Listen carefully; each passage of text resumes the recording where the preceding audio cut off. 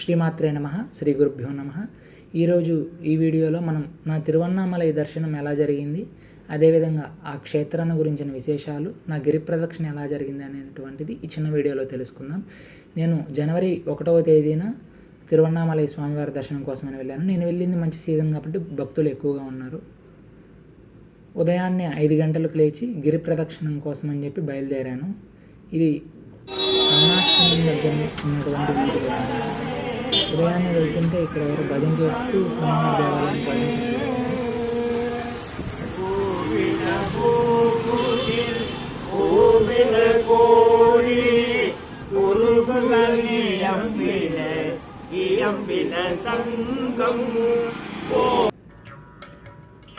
నేను దర్శనం కోసం అని చెప్పి క్యూలో నుంచున్నాను. దాదాపు 5 గంటలు పట్టింది. ఇది పడమర దిక్కునటు ఉన్నటువంటి గోపురం అన్నమాట. నవంబర్ నుంచి జనవరిలో బాగా భక్తులు ఎక్కువ మంది ఉంటారండి, రద్దీ ఎక్కువ ఉంటుంది. కాబట్టి మీరు వేరే నెలల్లో వెళ్తే కొంచెం ఫ్రీగా దర్శనం చేసుకోవచ్చు. ఇక్కడ చూడండి, పిచ్చితనం గోడ సందుల మధ్యలో రూపాయి బిళ్ళ కాసులు పెట్టారు. ఇది ధ్వజస్తంభానికి పక్కనటువంటి వినాయక స్వామివారి దేవాలయం. ఎంత అద్భుతంగా చెక్కారో చూడండి. నా దర్శనం అయిపోయింది. ఇది అమ్మవారి దేవాలయంలో ముందున్నటువంటి మంటపం. నా దర్శనం అంతా అయిపోయిందండి. ఇప్పుడు మధ్యాహ్నం 11 గంటలకి గిరి ప్రదక్షిణ మొదలుపెట్టాను. రాజగోపురం ఎదురుగా కర్పూరం వెలిగించేసి అక్కడ నుండి గిరి ప్రదక్షిణ స్టార్ట్ చేశాను. నాకు గిరి ప్రదక్షిణ దాదాపు 5 గంటలకు పైచిలికే పట్టిందండి. ఎందుకంటే నేను దారిలో ఉన్న ప్రతి దేవాలయాన్ని దర్శించుకుంటూ చేశాను. ఇది అయ్యంగారు కొలనండి. మొత్తం అరుణాచలంలో దర్శించుకోవాల్సిన క్షేత్రాలు ముందుగా 3 అండి. అవి 3 శివాలయాలే. స్వామివారు పడుకుంటే తల వైపున ఉన్నటువంటి దేవాలయం ఆది అన్నామలై దేవాలయం, మధ్యలో ఉన్నటువంటి దేవాలయం ఇప్పుడు ప్రస్తుతం అంటే మెయిన్ దేవాలయం, పాదాల దగ్గర ఉన్నటువంటి దేవాలయం ఇప్పుడు నేను చూపించబోయే దేవాలయం. ఆ దేవాలయానికి ఎదురుగా ఉన్నటువంటి కొలనిది ఇదే అండి ఆ దేవాలయం, శివాలయం. నేను దీన్ని మొదటిసారి దర్శించుకున్నాను. ఇంతకుముందు వచ్చాను కానీ అక్కడ తలుపులు మూసేసి ఉన్నాయి. ఇక్కడే స్వర్ణాకర్షణ కాలభైరవ స్వామి దేవాలయం కూడా ఉంది. ఈ కొలంలోనే రమణ మహర్షి మొదట స్నానం చేసి బట్టలన్నీ విడిచేసి పాతాళ లింగం దగ్గరికి వెళ్ళి తపస్సు చేసుకున్నారు. ఇది రమణాశ్రమం పక్కనటువంటి శేషాద్రి స్వామి వారి ఆశ్రమం.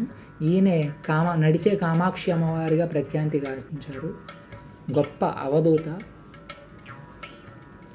ఈ దేవాలయం కూడా చాలా చక్కగా ఉంటుందండి. ఇక్కడ ఒక దక్షిణామూర్తి స్వామివారి దేవాలయం ఉంది. ఆహా, ఎంత అద్భుతంగా ఉంటారో స్వామివారి కళ.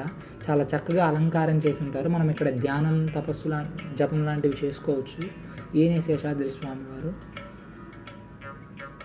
ఇక్కడ రూమ్స్ కూడా ప్రొవైడ్ చేస్తారండి. ఫ్యామిలీస్ అయితే, ఇండివిజువల్స్కి రూమ్స్ ఎవరు అనుకుంటాను. నేను ఎన్నిసార్లు అడిగినా ఇవ్వలేదు. ఇక్కడ గిరి ప్రదక్షిణ మధ్యలో ఈ ఫారినర్స్ కనిపించారనమాట.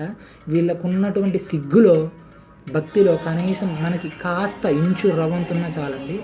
ఇది నైరుతి లింగం దగ్గర అండి.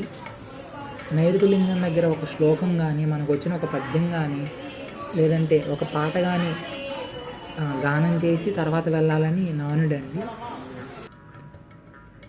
ఇక గిరి ప్రదక్షిణ దాదాపుగా అయిపోయిందండి. ఇది పంచశిఖర దర్శనం అని చెప్పేసి ఉత్తరం వైపున ఉంటుంది. పంచశిఖరాలు ఇక్కడ నుంచి కనిపిస్తాయి.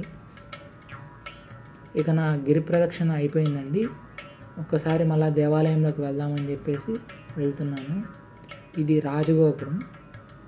శ్రీకృష్ణదేవరాయల వారు కట్టించినటువంటి రాజగోపురం ఇది. శ్రీకృష్ణదేవరాయలు ఎన్ని దేవాలయాలు కట్టించారో అసలు లెక్క పెట్టలేమండి. ప్రతి దేవాలయంలో ఆయన ఏదో ఒకటి కట్టించారు. అంత గొప్ప మహానుభావులు. అందుకే ఆయన కాలం చేసి ఇన్ని వందల సంవత్సరాలైనా ఇంకా ఆయన్ని ఇలా గుర్తుపెట్టుకున్నాము. అంత గొప్పవారు. బతికితే అలా బతకాలండి.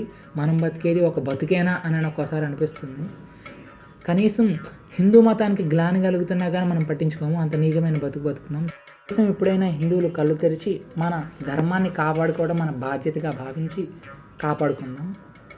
ఇది ఇక 1000 స్తంభాల మండపం అదండి. ఇక ఈ వీడియో ఇంతటితో సమాప్తం చేస్తున్నాను.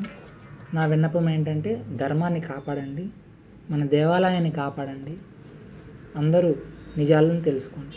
ధన్యవాదాలు.